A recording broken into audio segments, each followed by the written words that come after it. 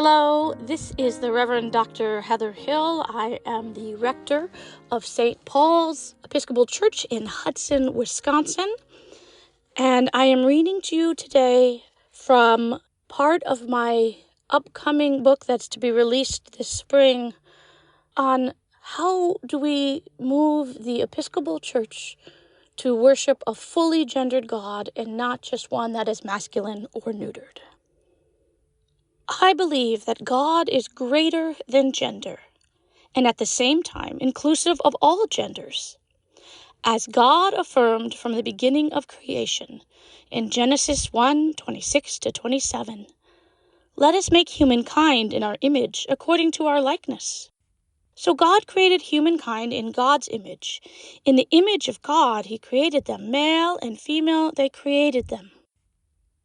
God's nature is both male and female, and yet the inclusive liturgical practices I was using chose to neuter God instead of affirming the wideness of God's character.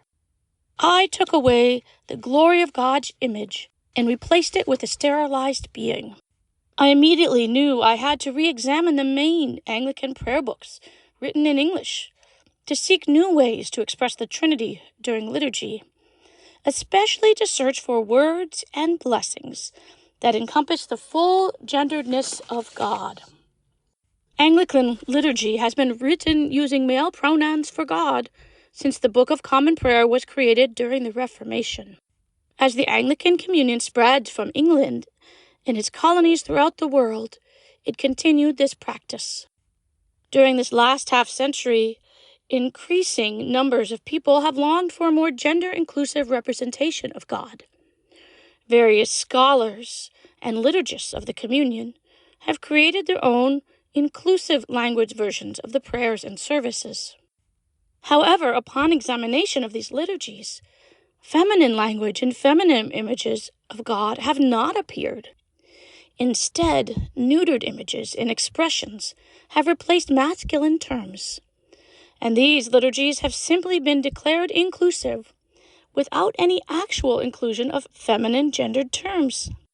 Despite the beautiful biblical imagery of the female nature of God, Anglicans have not embraced the full genderedness of God in their prayers, but have neutered God.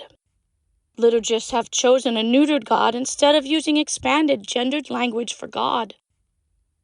As Sharon Warner says, our sensitizing to the issues of language and its formative power in social and individual identity has made us aware that far from being a trivial matter, the language we choose to use is intimately linked with what we think and believe.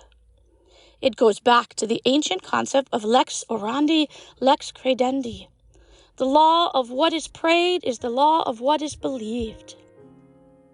In Anglican liturgy and theology, our prayers shape our theology. If our prayers do not include God as female, then we cannot fully embrace that women are made in the image of God.